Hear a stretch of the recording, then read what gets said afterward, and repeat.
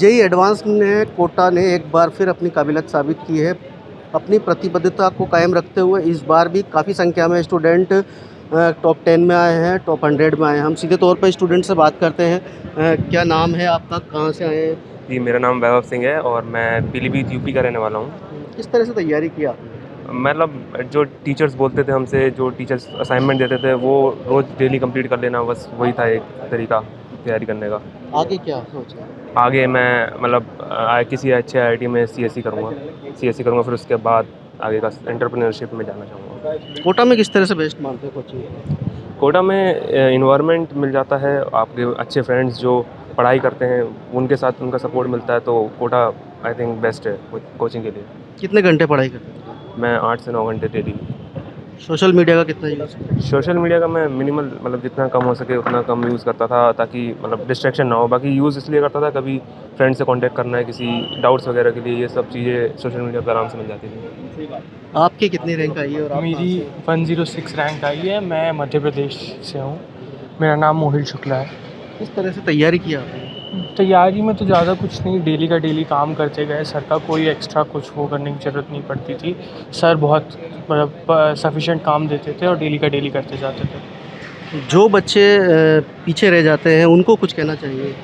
जो बच्चे पीछे रह जाते हैं उनका मोस्टली काम प्रॉब्लम यही होती है कि वो कई बार अपना काम उनका छूट जाता है, तो फिर वो छूटे हुए काम पे ज़्यादा ध्यान देते हैं। आपको जो आज का काम है मेरे हिसाब से वही करना चाहिए। जो काम छूट गया है उसके पीछे ज़्यादा टेंशन नहीं लेनी चाहिए। पढ़ाई के अलावा और क्या करते हैं? पढ़ाई के अलावा मैं अपना काम होने के बाद फिर यूट्यूब पे नई नई चीज़ें पढ़ता था, देखता था, एंटरटेनमेंट करता था और दोस्तों से बात करता था। ये थे इसके अलावा और भी कई स्टूडेंट हैं। आप कहाँ से हैं? मेरा नाम रिदम जैन है और मैं जबलपुर मध्य प्रदेश से हूँ। मेरी AIR 61 आई है। किस तरह से तैयारी की आपने, कितने घंटे स्टडी की? मैं डेली 10 to 12 आवर्स स्टडी करता था और जो टीचर्स होमवर्क देते थे वो टाइम टू टाइम कंप्लीट करता रहता था और डाउट्स अगले दिन टीचर से पूछ लेता था, क्योंकि डाउट्स का क्लियर होना बहुत इंपॉर्टेंट है। कोटा किस तरह से खास है? सर, कोटा में बहुत अच्छा एनवायरनमेंट मिलता है और यहाँ पर सारे स्टूडेंट्स मतलब कंपटीशन अच्छा होता है, तो उसके कारण हम अपने आप को मोटिवेट रखते हैं कि हमें और अच्छा करना है, हमें और बेहतर बनना है। तो ऐसा बहुत अच्छा एनवायरनमेंट मिला। डिप्रेशन काफ़ी है, उसको दूर करने के लिए कोई खास होगा? तो मतलब स्ट्रेस नहीं लेना चाहिए, हमें अपनी परफॉर्मेंस पे फोकस करना चाहिए और ज़्यादा कंपैरिजन नहीं करना चाहिए अपने पीयर्स के साथ, तो उससे हेल्प मिलेगी। और भी कुछ स्टूडेंट हैं। आप कहाँ से हैं, कौन सी रैंक आई है? मैं नीमच MP से हूँ और मेरी रैंक 58 आई है। मेरा नाम अभिजैन है। किस तरह से तैयारी किया? ऐसे कोई स्पेसिफिक प्लान नहीं था, जो टीचर्स बोलते थे उसे फॉलो करते गया। कोशिश की कि कम से कम बैकलॉग रहे और जो सर ने बोला बस वही करते गया, उससे हेल्प। स्ट्रेस रहता है पढ़ाई का? हाँ, थोड़ा बहुत स्ट्रेस नहीं कहूँगा मैं, थोड़ा बहुत तो प्रेशर आता है, बट ऐसा नहीं है कि उसको अपन लेके बैठे हुए हैं। अपन को बस अपना काम करना है, बाकी तो जो होगा वो होगा। पढ़ाई कितने घंटे की? 10 आवर्स। पढ़ाई के अलावा और किस तरह से एंजॉय करते हैं? पढ़ाई के अलावा टेबल टेनिस भी खेलता था, क्रिकेट भी खेलता था दोस्तों के साथ। लाइक डेली का हाफ एन आवर और 1 आवर ऑलमोस्ट खेलने में जाता था और थोड़ी देर दोस्तों से बातें करके भी रिलैक्स हो जाते हैं।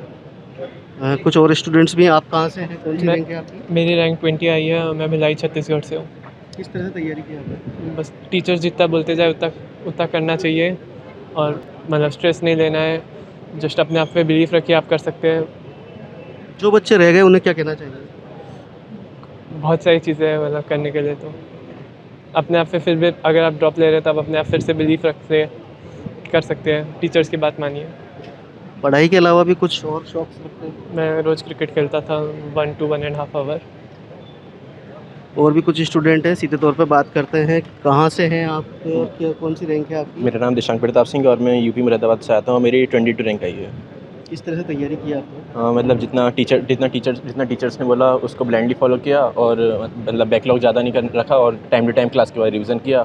और बाकी जैसे स्ट्रेस फ्री करने के लिए cricket, table tennis and chess वगैरह खेलता था और कभी कभी जब वीक में मूवीज़ देख लेता था। एक कभी पीछे रहे हो तो कुछ आगे बढ़ने के लिए कुछ अलग से किया हो? हाँ, मतलब खुद पे मतलब कॉन्फिडेंस रखा कि मतलब अगली बार अच्छा ही होगा, फिर हो गया, होते रहा धीरे धीरे करके अपने आप। आगे क्या तैयारी है? आगे तो अब IIT में कंप्यूटर साइंस में जाना है, उसके बाद स्टार्टअप वगैरह की फील्ड में जाना है। देश के स्टूडेंट्स के लिए कुछ कहना चाहिए? हाँ, मतलब आप खुद पे कॉन्फिडेंस रखें और मतलब सक्सेस आपको मिलेगी बस, और कंडीशंस मेंटेन रखनी है। तो ये थे काफ़ी स्टूडेंट्स और कुछ और हैं। आप कहाँ से हैं और कौन सी रैंक है आपकी? मैं फैज़ाबाद से हूँ। मेरा नाम नमन गोयल है। मेरी 33 रैंक है ऑल इंडिया में। तो किस तरह से तैयारी की आपने? मैंने टीचर ने बोला उसकी बात मानी, होमवर्क रोज़ करता था और कोई बैकलॉग मैंने नहीं रखा कभी। तो उससे आगे क्या तैयारी है? आगे मैं रिसर्च में आना IISc बेंगलोर में।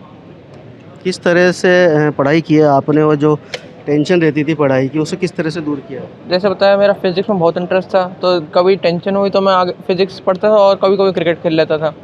तो एक तो फिज़िक्स मेरे को बहुत मोटिवेट करती थी और दूसरा फ्रेंड्स और पेरेंट्स बहुत मोटिवेट करते थे स्ट्रेस के टाइम पे। कुछ बच्चे सुसाइड भी करते हैं, काफ़ी पीछे रह जाते हैं, उनके बारे में क्या कहेंगे? मैं तो कभी मार्क्स या रैंक पे कभी फोकस नहीं कर रहा और मैं लास्ट टाइम पे ही फोकस करना पड़ा था क्योंकि मार्क्स कम आ रहे थे। वैसे मैं फिज़िक्स पढ़ने और मैथ्स पढ़ने के लिए मैं पढ़ता था, जो टीचर बोलते थे वो मानता था।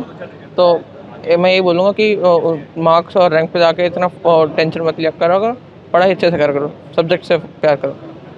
हाँ, कुछ और स्टूडेंट्स हैं, सीधे तौर पे बात करते हैं। क्या नाम है, कहाँ से हैं, कौन सी रैंक है? मैं सुमेध हूँ, कर्नाटका से बिलोंग करता हूँ और मेरे AIR 37 आई है। किस तरह से पढ़ाई किया आपने?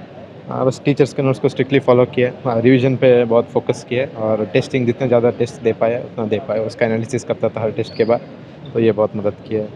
कुछ म्यूज़िक या क्रिकेट या कुछ और को शौक रखते थे? साइकिलिंग और स्विमिंग जाता था एंटरटेनमेंट के लिए बीच में।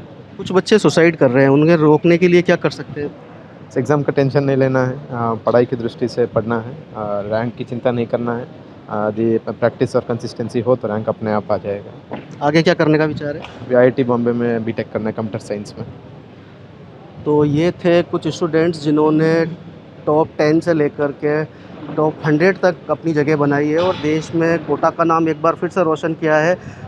कोटा कोचिंग के लिए तो जाना ही जाता है, पर कैरियर सिटी अब केयर सिटी भी बनती जा रही है और इन स्टूडेंट्स का उसमें काफ़ी हद तक योगदान है। ये जो बच्चे हैं जो इस बार टॉप 100 में आए हैं और काफ़ी संख्या में आए हैं कोटा से, तो इनका यही कहना है कि स्ट्रेस ना लें, तनाव को बिल्कुल दूर रखें, जैसा टीचर्स कहते हैं वैसा करें, सफलता अपने आप मिल जाएगी।